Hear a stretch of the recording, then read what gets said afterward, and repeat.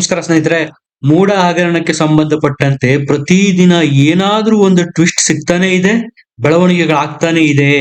ಇಷ್ಟು ದಿವಸ ದೆಹಲಿನಲ್ಲೇ ಇದ್ಕೊಂಡು ರಣತಂತ್ರ ಎಣದಂತ ರಾಜ್ಯಪಾಲರು ಈಗ ಬೆಂಗಳೂರಿಗೆ ವಾಪಸ್ಸಾಗಿದ್ದಾರೆ. ಅದರ ಬೆನ್ನಲ್ಲೇ ಕಾಂಗ್ರೆಸ್ನ ಪ್ರಭಾವಿ ನಾಯಕರು ರಾಜ್ಯಪಾಲರನ್ನು ಸಹ ಭೇಟಿಯಾಗಿ ಮಾತುಕತೆ ನಡೆಸಿದ್ದಾರೆ. ರಾಜ್ಯಪಾಲರಂತೂ ಡೆಲ್ಲಿನಲ್ಲಿ 3 ದಿನ ಇದ್ರು. ಅಲ್ಲಿ ಕಾನೂನು ಪರಿಣತರೊಂದಿಗೆ ಮಾತಾಡಿದರೆ ಓಂ ಬಿರ್ಲಾರ ಸಲಹೆ ಸಹ ಪಡೆದಿದ್ದಾರೆ. ಸಿಎಂ ಸಿದ್ದೂರವರ ವಿಚಾರದಲ್ಲಿ ಏನೆಲ್ಲ ನಿರ್ಧಾರಗಳನ್ನು ತೆಗೆದುಕೊಳ್ಳಬೇಕು ಅನ್ನುವ ಇನ್ಸ್ಟ್ರಕ್ಷನ್ಸ್ ಗಳನ್ನು ಡೆಲ್ಲಿನಲ್ಲಿ ಪಡೆದು ಬಂದಿದ್ದಾರೆ. ಈ ಎಲ್ಲ ಬೆಳವಣಿಗೆಗಳ ನಡುವೆ ಕಾಂಗ್ರೆಸ್ನ ಮಹಾನಾಯಕರೊಬ್ರು ರಾಜ್ಯಪಾಲರನ್ನು ಭೇಟಿ ಮಾಡಿದ್ದಾರೆ, ಮಾತುಕತೆ ನಡೆಸಿದ್ದಾರೆ. ಒಟ್ಟಾರೆಯಾಗಿ ಸಿಎಂ ಸಿದ್ದರಾಮಯ್ಯ ಅವರ ವಿರುದ್ಧ ದೊಡ್ಡ ಸ್ಟೆಪ್ ಗೆ ಬಿಜೆಪಿ ಪ್ಲಾನ್ ಮಾಡಿದೆ. ಈ ಎಲ್ಲದರ ಬಗ್ಗೆ ಮಾಹಿತಿ ಕೊಡ್ತೀನಿ. ದಯಮಾಡಿ ನಮ್ಮ ಚಾನೆಲ್ ನ ಸಬ್ಸ್ಕ್ರೈಬ್ ಮಾಡಿ, ವಿಡಿಯೋನ ಲೈಕ್ ಮಾಡಿ, ಶೇರ್ ಮಾಡಿ. ಸ್ನೇಹಿತರೆ, ಮೂಡ ಹಗರಣ ಇವತ್ತು ನಾಳೆಗೆ ಮುಗದಂತೆ ಕಾಣ್ತಾ ಇಲ್ಲ. ರಾಜ್ಯಪಾಲರು ಬೇಕಂತಾನೆ ಕಾಂಗ್ರೆಸ್ನ ಇಕ್ಕಟ್ಟಿನ ಮೇಲೆ ಇಕ್ಕಟ್ಟಿಗೆ ಸಿಲುಕಿಸೋದಿಕ್ಕೆ ನಿರ್ಧಾರ ತೆಗೆದುಕೊಳ್ಳುವುದರಲ್ಲಿ ಡಿಲೇ ಮಾಡ್ತಾ ಇದ್ದಾರೆ. ಒಂದರ್ಥದಲ್ಲಿ ಅಕ್ಷರಶಃ ಕಾಂಗ್ರೆಸ್ಗೆ ಈಗ ಉಸಿರುಗಟ್ಟುವ ವಾತಾವರಣ. ರಾಜ್ಯಪಾಲರು ಡಿಲೇ ಮಾಡಿದಷ್ಟು ಪ್ರಶ್ನೆಗಳಿಗೂ ಉತ್ತರ ಕೊಡಬೇಕಾಗುತ್ತೆ ಕಾಂಗ್ರೆಸ್ಸು ಜನರ ಮುಂದೆ.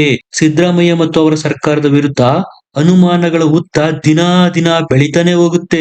ರಾಜ್ಯಪಾಲರು ಏನಾದ್ರೂ ಒಂದೇ ಒಂದು ಕಡ್ಡಿ ಮುರಿದಂತೆ ನಿರ್ಧಾರ ತೆಗೆದುಕೊಂಡು ತನಿಖೆಗೆ ಆದೇಶ ಕೊಡ್ತೀನಿ ಅಥವಾ ಕೊಡಲ್ಲ ಅಂದ್ರೆ ಆ ಮ್ಯಾಟ್ರು ಅಲ್ಲಿಗೆ ಮುಗಿದು ಹೋಗುತ್ತೆ. ಆದ್ರೆ ಹಾಗೆ ಮಾಡ್ತಾ ಇಲ್ಲ. ಬಿಜೆಪಿಗೆ ಅದು ಬೇಕಿಲ್ಲ. ಈ ಬೆಳವಣಿಗೆಯ ನಡುವೆ ಕಾಂಗ್ರೆಸ್ನ ಮಹಾನಾಯಕರು ಸಹ ರಾಜ್ಯಪಾಲರನ್ನು ಭೇಟಿ ಮಾಡಿ ಚರ್ಚೆ ಮಾಡಿದ್ದಾರೆ.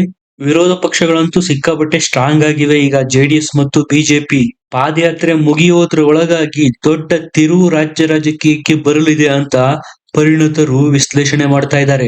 ನಿಮಗೆ ಈಗಾಗಲೇ ಗೊತ್ತಿದೆ, ರಾಜ್ಯಪಾಲರು ಡೆಲ್ಲಿನಲ್ಲಿ ಸ್ಪೀಕರ್ ಓಂ ಬಿರ್ಲಾರನ್ನು ಭೇಟಿಯಾಗಿದ್ದಾರೆ. ನ್ಯಾಯಾಧೀಶರ ಸಲಹೆಗಳನ್ನು ಪಡೆದಿದ್ದಾರೆ, ನಿವೃತ್ತ ನ್ಯಾಯಾಧೀಶರ ಸಲಹೆಗಳನ್ನು. ಇದನ್ನು ಡೈರೆಕ್ಟ್ ಆಗಿ ಸಿಬಿಐಗೆ ಕೊಟ್ರೆ ಹೇಗೆ, ಕೊಡಲು ಅವಕಾಶಗಳು ಇವೆಯಾ ಅಂತೆಲ್ಲ ಪ್ರಸ್ತಾಪ ಮಾಡಿದ್ದಾರೆ. ಈಗಾಗಲೇ 2ನೇ ನೋಟಿಸ್ ಅನ್ನು ಸಹ ಸಿಎಂ ಸಿದ್ದರಾಮಯ್ಯನವರಿಗೆ ರಾಜ್ಯಪಾಲರು ಕೊಟ್ಟಿದ್ದಾರೆ. ಇದರ ಅರ್ಥ ರಾಜ್ಯಪಾಲರು ಸರ್ಕಾರ ಕೊಟ್ಟಿರ್ತಕ್ಕಂಥ ಉತ್ತರದಿಂದ ಸಂತುಷ್ಟಗೊಂಡಿಲ್ಲ. ಕ್ಲಾರಿಫಿಕೇಶನ್ ಕೇಳಿ ಮತ್ತೊಂದು ನೋಟಿಸ್ ನ ಕೊಟ್ಟಿದ್ದಾರೆ. ಒಂದಂತೂ ಸ್ಪಷ್ಟ, ಸಿದ್ದರಾಮಯ್ಯನವರನ್ನ ಬಿಡುವ ಯಾವ ಮುನ್ಸೂಚನೆಗಳನ್ನು ಸಹ ರಾಜ್ಯಪಾಲರು ಕೊಡ್ತಾ ಇಲ್ಲ.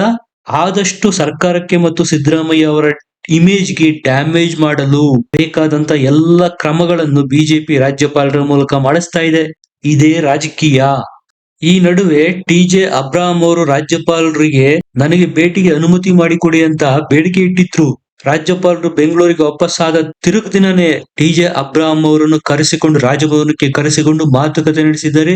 ಕ್ಲಾರಿಫಿಕೇಶನ್ಸ್ ಕೇಳಿದ್ದಾರೆ. ಅಂದ್ರೆ ಅವರ ಮೇಲೆ ಆರೋಪ ಮಾಡಿದಾರಲ್ಲ ಕಾಂಗ್ರೆಸ್ನವರು, ಇವರೊಬ್ಬ ದೊಡ್ಡ ಬ್ಲಾಕ್ ಮೈಲರ್ ಅಂತೇಳಿ, ಅದರ ಬಗ್ಗೆ ಕ್ಲಾರಿಫಿಕೇಶನ್ ನ ಟಿ.ಜೆ. ಅಬ್ರಹಾಂ ಅವರ ಬಳಿ ಪಡೆದಿದ್ದಾರೆ ರಾಜ್ಯಪಾಲರು. ಈಗಾಗಲೇ ಕಾಂಗ್ರೆಸ್ನ ಹೈಕಮಾಂಡ್ ನಿಂದ ಸ್ಪಷ್ಟ ಸಂದೇಶ ಕೊಟ್ಟಿದ್ದಾರೆ. ಎಲ್ಲಾ ಸಚಿವರುಗಳು, ಎಲ್ಲಾ ಶಾಸಕರುಗಳು ಸಿಎಂ ಸಿದ್ದರಾಮಯ್ಯ ಅವರ ಬೆನ್ನಿಗೆ ನಿಲ್ಲಬೇಕು ಅಂತ. ನಿಮಗೆ ಈಗಾಗಲೇ ಗೊತ್ತಿದೆ, ಕಾಂಗ್ರೆಸ್ ನಲ್ಲಿ ಸಿದ್ದರಾಮಯ್ಯ ಅವರ ಬಣ ಮತ್ತು ಡಿ.ಕೆ. ಶಿವಕುಮಾರ್ ಅವರ ಬಣ ಅಂತೂ ಆಕ್ಟಿವ್ ಆಗಿದ್ದೇ ಇದೆ. ನಿಮ್ಮ ಬಣ ಜಗಳದ ನಡುವೆ ಕಾಂಗ್ರೆಸ್ನ ಸರ್ಕಾರನ ಬಲಿ ಕೊಡೋದು ಬೇಡ. ಒಂದಾಗಿ ಬಿಜೆಪಿ ಮತ್ತು ಜೆಡಿಎಸ್ ನ ಪಾದಯಾತ್ರೆಗೆ ಉತ್ತರ ಕೊಡಿ ಅನ್ನುವ ಸ್ಪಷ್ಟ ಸಂದೇಶನ ಕಾಂಗ್ರೆಸ್ನ ಹೈಕಮಾಂಡ್ ಕೊಟ್ಟಿದೆ. ಈಗ ಕುತೂಹಲ ಕೆರಳಿಸಿರ್ತಕ್ಕಂಥ ವಿಚಾರ ಏನಪ್ಪಾ ಅಂದ್ರೆ, ರಾಜ್ಯಪಾಲರನ್ನ ಖುದ್ದು ಸಿದ್ದರಾಮಯ್ಯ ಸಚಿವ ಸಂಪುಟದ ಸಚಿವರೇ ಎಂ.ಸಿ. ಸುಧಾಕರ್ ಅವರು ಇವರು ಖುದ್ದು ಭೇಟಿ ಮಾಡಿ ಮಾತುಕತೆ ನಡೆಸಿದ್ದಾರೆ. ಇಲ್ಲಿ ಕುತೂಹಲ ಯಾಕಪ್ಪಾ ಅಂದ್ರೆ, ರಾಜ್ಯಪಾಲರನ್ನ ಭೇಟಿ ಮಾಡೋದೇ ಆಗಿದ್ರೆ ಸಿದ್ದರಾಮಯ್ಯ ಅವರ ಕಚೇರಿಯ ಅಧಿಕಾರಿಗಳನ್ನ ಕಳಿಸಬಹುದಾಗಿತ್ತು ಭೇಟಿ ಮಾಡಿ ಮಾಹಿತಿ ಕಲೆ ಹಾಕಿ ಅಂತ. ಆದ್ರೆ ಸಚಿವರನ್ನೇ ಯಾಕೆ ಕಳಿಸಿದ್ರು? ಈ ಬೆಳವಣಿಗೆ ಇದೆಯಲ್ಲ, ಈಗ ಸಿದ್ದರಾಮಯ್ಯನವರು ಸಚಿವರ ಮೂಲಕ ಆದಷ್ಟು ರಾಜ್ಯಪಾಲರಿಗೆ ಕನ್ವಿನ್ಸ್ ಮಾಡೋದಕ್ಕೆ ಪ್ರಯತ್ನ ಮಾಡ್ತಾ ಇದ್ದಾರೆ. ನನ್ನ ವಿರುದ್ಧ ಆತುರಾತುರವಾಗಿ ನಿರ್ಧಾರ ಕೈಗೊಳ್ಳಬೇಡಿ ಅಂತ. ಸ್ನೇಹಿತರೆ, ಸಿದ್ದರಾಮಯ್ಯನವರು ಖುದ್ದು ವಕೀಲರು. ಅವರಿಗೆ ಗೊತ್ತಿಲ್ಲದೆ ಇರೋ ವಿಚಾರ ಏನಲ್ಲ ಇದು. ಅವರು ಈಗಾಗ್ಲೇ ಮನಸ್ಸಿನಲ್ಲಿ ನಿಶ್ಚಯ ಮಾಡ್ಕೊಂಡ್ಬಿಟ್ಟಿದ್ದಾರೆ. ರಾಜ್ಯಪಾಲರು ಇದನ್ನು ತಾರ್ಕಿಕ ಅಂತ್ಯಕ್ಕೆ ಕೊಂಡೊಯ್ದೇ ಒಯ್ತಾರೆ. ಪ್ರಾಸಿಕ್ಯೂಷನ್ಗೆ ಅನುಮತಿ ಕೊಟ್ಟೇ ಕೊಡ್ತಾರೆ. ನನ್ನ ಅಧಿಕಾರಕ್ಕೆ ಕೂತು ಕಾದಿದೆ. ನೈತಿಕ ಹೊಣೆ ಹೊತ್ತು ರಾಜೀನಾಮೆ ಕೊಡಬೇಕಾದ ಸಂದರ್ಭ ಬಂದೇ ಬರುತ್ತೆ. ಈ ಎಲ್ಲ ವಿಚಾರಗಳು ಸಿದ್ದರಾಮಯ್ಯನವರಿಗೆ ಗೊತ್ತಿದೆ. ಹಾಗಾಗಿ ಅವರು ಮೈಸೂರಿನಲ್ಲಿ ಈಗ ಆರಾಮಾಗಿ ಕಾಲ ಕಳೀತಾ ಇದ್ದಾರೆ. ಯಾವುದೇ ಟೆನ್ಷನ್ ಮಾಡ್ಕೊಳ್ತಾ ಇಲ್ಲ. ಸ್ನೇಹಿತರೆ, ನಿಮ್ಗೆ ಒಂದು ವಿಚಾರ ನೆನಪಿರ್ಲಿ, ರಾಜ್ಯಪಾಲರು ಪ್ರಾಸಿಕ್ಯೂಷನ್ಗೆ 3 ತಿಂಗಳ ಒಳಗೆ ಅನುಮತಿ ಕೊಡಬೇಕಾಗತ್ತೆ. ಅನುಮತಿ ಕೊಡದೆ ಹೋದರೆ ಅದರ ಅರ್ಥ ರಾಜ್ಯಪಾಲರು ತನಿಖೆ ನಡೆಸೋದಕ್ಕೆ ಒಪ್ಕೊಂಡಿದ್ದಾರೆ ಅಂತಾನೆ. ಇದು ಕಾನೂನಿನಲ್ಲಿ ಮೆನ್ಷನ್ ಆಗಿರೋದು. ಇದೇ ಕಾನೂನು ಹೇಳೋದು. ಮೊದಲೆಲ್ಲ ಏನಿತ್ತಪ್ಪ ಅಂದ್ರೆ ರಾಜ್ಯಪಾಲರ ವಿವೇಚನೆಗೆ ಸಂಪೂರ್ಣವಾಗಿ ಬಿಟ್ಟಿತ್ತು. ಅನುಮತಿ ಕೊಟ್ರೆ ಓಕೆ, ಕೊಡಲಿಲ್ಲ ಅಂದ್ರೆ ಅದರ ಅರ್ಥ ರಾಜ್ಯಪಾಲರು ಅನುಮತಿ ಕೊಟ್ಟಿಲ್ಲ, ಆ ಮನವಿ ತಿರಸ್ಕರಿಸಲ್ಪಟ್ಟಿದೆ ಅಂತ. ಆದ್ರೆ ಈಗ ಹೊಸದಾಗಿ ಬಂದಿರತಕ್ಕಂತ ಕಾನೂನಲ್ಲಿ 3 ತಿಂಗಳ ಒಳಗೆ ರಾಜ್ಯಪಾಲರು ಉತ್ತರ ಕೊಡ್ಲೇಬೇಕು. ಒಂದು ಅನುಮತಿ ಕೊಡ್ಬೇಕು, ಇಲ್ಲ ತಿರಸ್ಕರಿಸಬೇಕು. ಅನುಮತಿ ಕೊಟ್ರೆ ಆಬ್ವಿಯಸ್ ಆಗಿ ತನಿಖೆ ಮಾಡೇ ಮಾಡ್ತಾರೆ. ತಿರಸ್ಕರಿಸಿದ್ರೆ ಅದು ಅನುಮತಿ ಕೊಟ್ಟಂತೆಯೇ ಲೆಕ್ಕ. ಒಂದು ವೇಳೆ ರಾಜ್ಯಪಾಲರು ಅನುಮತಿ ಕೊಡಲಿಲ್ಲ, ತಿರಸ್ಕರಿಸಿದ್ರು ಅಂತ ತಿಳ್ಕೊಳ್ಳಿ, ಆಗ ಬಿಜೆಪಿ ಸಾರ್ವಜನಿಕ ಹಿತಾಸಕ್ತಿ ಅರ್ಜಿಯನ್ನು ಫೈಲ್ ಮಾಡಲಿದೆ.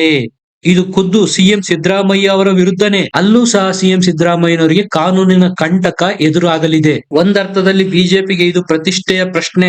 ತಾವೇ ಹೇಳ್ಬಿಟ್ಟಿದ್ದಾರೆ, ಪಾದಯಾತ್ರೆ ಮುಗಿಯೋದ್ರ ಒಳಗಾಗಿ ಸಿದ್ದು ಸರ್ಕಾರನ ಶೇಕ್ ಮಾಡ್ತೀವಿ ಅಂತ. ಅದರ ಅರ್ಥ ಸಿದ್ದರಾಮಯ್ಯನವರು ರಾಜೀನಾಮೆ ಕೊಟ್ಟೇ ಕೊಡ್ತಾರೆ ಅಂತ. ಒಂದು ವೇಳೆ ಅದು ಆಗದೆ ಹೋದರೆ ಬಿಜೆಪಿ ಪ್ರತಿಷ್ಠೆಗೆ ಧಕ್ಕೆ ಆಗೋದು ಗ್ಯಾರಂಟಿ. ಅವರದ್ದೇ ರಾಜ್ಯಪಾಲರಿದ್ದಾಗ್ಲೂ ಸಹ ಸಿದ್ದರಾಮಯ್ಯನವರಿಗೆ ಏನೂ ಮಾಡೋದಿಕ್ಕೆ ಆಗ್ಲಿಲ್ಲ. ಹಾಗಾಗಿ ಒಂದು ವೇಳೆ ರಾಜ್ಯಪಾಲರೇನಾದ್ರೂ ಅನುಮತಿ ಕೊಡದೆ ಹೋದರೆ ಕೋರ್ಟ್ಗೆ ಹೋಗೋದಿಕ್ಕೆ ಬಿಜೆಪಿಗರು ಈಗಾಗಲೇ ಸಿದ್ಧತೆಗಳನ್ನು ಮಾಡ್ಕೊಂಡಿದ್ದಾರೆ. ಕಾಂಗ್ರೆಸ್ನ ಹೈಕಮಾಂಡ್ ಅಂತೂ ನೈತಿಕ ಬೆಂಬಲ ಕೊಡ್ತೀವಿ ನಾವು ಸಿಎಂ ಸಿದ್ದರಾಮಯ್ಯನವರಿಗೆ ಅಂತ ಘೋಷಣೆ ಮಾಡಿದೆ. ಒಂದು ವೇಳೆ ಪ್ರಾಸಿಕ್ಯೂಷನ್ಗೆ ರಾಜ್ಯಪಾಲರು ಅನುಮತಿ ಕೊಟ್ಟಿದ್ದೇ ಆದರೆ ಕಾನೂನು ಹೋರಾಟ ನಡೆಸ್ತೇವೆ ಅಂತ ಲೀಗಲ್ ಟೀಮ್ ಸಹ ರಚನೆ ಮಾಡಿದ್ದಾರೆ ಕಾಂಗ್ರೆಸ್ನವರು. ಈಗಾಗಲೇ ಸಿದ್ದರಾಮಯ್ಯನವರು ಕಾಂಗ್ರೆಸ್ನ ಖ್ಯಾತ ವಕೀಲ ಅಭಿಷೇಕ್ ಮನೋಜ್ ಸಿಂಘ್ವಿ ಅವರ ಜೊತೆ ಸಹ ಚರ್ಚೆ ಮಾಡಿ ಮಾತುಕತೆ ನಡೆಸಿದ್ದಾರೆ ಬುಡಾ ಕೇಸ್ನ ಬಗ್ಗೆನೆ. ಸ್ನೇಹಿತರೆ, ರಾಜ್ಯಪಾಲರು ಇದನ್ನ ಇಷ್ಟು ಬೇಗ ಇತ್ಯರ್ಥ ಆಗೋದಕ್ಕೆ ಬಿಡೋದಿಲ್ಲ. ಕಾಂಗ್ರೆಸ್ಗೆ ಮುಜುಗರ ಉಂಟು ಮಾಡೋದಕ್ಕೆ ಒಂದು ಅವಕಾಶ ಸೃಷ್ಟಿಯಾಗಿದೆ, ಅದನ್ನು ಅವರು ಕೈ ಚೆಲ್ಲೋದಿಲ್ಲ. ಹಾಗಾಗಿ ನೋಟಿಸ್ ಮೇಲೆ ನೋಟಿಸ್ ಕೊಟ್ಟು ಸರ್ಕಾರನ ಮುಜುಗರಕ್ಕೆ ಈಡು ಮಾಡ್ತಾ ಇದ್ದಾರೆ ರಾಜ್ಯಪಾಲರು. ಸ್ನೇಹಿತರೆ, ಇದರಿಂದ ಏನಾಗುತ್ತಪ್ಪ ಅಂದ್ರೆ ಸಮಸ್ಯೆ ವಿಷಯ ಜೀವಂತವಾಗಿರುತ್ತೆ. ಅದೇ ಬಿಜೆಪಿಗರಿಗೆ ಬೇಕಾಗಿರೋದು. ಎಷ್ಟು ದಿನ ಸಾಧ್ಯವೋ ಅಷ್ಟು ದಿನ ಇದನ್ನ ಎಳೆಯೋಣ. ಸಿದ್ದರಾಮಯ್ಯ ಅವರ ಮೂಡಾ ಕೇಸು ಸಾರ್ವಜನಿಕವಾಗಿ ಚರ್ಚೆ ಆಗಬೇಕು. ಈಗಾಗಲೇ ಸಾಕಷ್ಟು ಅವರ ಇಮೇಜ್ಗೆ ಧಕ್ಕೆಯಾಗಿದೆ. ಮಿಸ್ಟರ್ ಕ್ಲೀನ್ ಅಂತೆಲ್ಲ ಸಿದ್ದರಾಮಯ್ಯನವರು ಹೆಸರು ಪಡೆದಿದ್ರು. ಅಂತ ಸಿದ್ದೂರ ಹೆಸರಿಗೆ ಮೂಡಾ ಹಗರಣ ಕಳಂಕವಾಗಿದೆ. ಇದು ಸಾರ್ವಜನಿಕವಾಗಿ ಮತ್ತಷ್ಟು ಚರ್ಚೆ ಆಗ್ಬೇಕು ಅನ್ನೋದೇ ಬಿಜೆಪಿಗರ 1 ಪಾಯಿಂಟ್ ಅಜೆಂಡಾ. ಹಾಗಾಗಿ ಅವರು ಇದನ್ನ ಎಷ್ಟು ಸಾಧ್ಯನೋ ಅಷ್ಟು ಎಳೆಯೋದಕ್ಕೆ ಪ್ರಯತ್ನ ಮಾಡ್ತಾರೆ. ಕಡೆಯದಾಗಿ ಸಿದ್ದು ವಿರುದ್ಧ ಪ್ರಾಸಿಕ್ಯೂಷನ್ಗೆ ಅನುಮತಿ ಕೊಡುವ ಸಾಧ್ಯತೆಗಳೇ ದಟ್ಟವಾಗಿದೆ. ಯಾಕಂದ್ರೆ ಒಟ್ಟಾರೆ 3 ತಿಂಗಳ ಕಾಲ ಅವಕಾಶ ಇದೆ ರಾಜ್ಯಪಾಲರಿಗೆ ಇದರ ಬಗ್ಗೆ ಡಿಸಿಷನ್ ತೆಗೆದುಕೊಳ್ಳೋದಿಕ್ಕೆ. ಕಾಂಗ್ರೆಸ್ಗೆ ಶಾಕ್ ಏನಪ್ಪಾ ಅಂದ್ರೆ ರಾಜ್ಯಪಾಲರು ಈ ವಿಚಾರನ ಸಿಬಿಐಗೆ ಕೊಡೋದಕ್ಕೆ ಪ್ರಯತ್ನ ಮಾಡ್ತಾ ಇರೋದು. ಇದು ನಿದ್ದೆಗಿಡ್ಸಿರೋದು ಸಿದ್ದರಾಮಯ್ಯ ಅವರಿಗೆ. ಹಾಗೊಂದು ವೇಳೆ ಇದಾಯ್ತು ಅಂದ್ರೆ ದೆಹಲಿಯ ಕೇಜ್ರಿವಾಲ್ ಮಾದರಿನಲ್ಲಿ ಸಿದ್ದೂರು ಅರೆಸ್ಟ್ ಆದ್ರೂ ಯಾವುದೇ ಸಂಶಯಗಳು ಇಲ್ಲ. ಆಗ ಏನ್ ಮಾಡ್ತಾರೆ?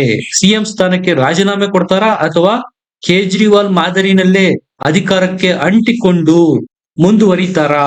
ನೋಡ್ಬೇಕು. ನಿಮಗೇನನ್ಸುತ್ತೆ? ಕಮೆಂಟ್ ಮಾಡಿ ತಿಳಿಸಿ, ಲೈಕ್ ಮಾಡಿ, ಶೇರ್ ಮಾಡಿ, ನಮ್ಮ ಚಾನಲ್ ನ ಸಬ್ಸ್ಕ್ರೈಬ್ ಮಾಡಿ. ಮತ್ತೆ ಸಿಗೋಣ. ನಮಸ್ಕಾರ.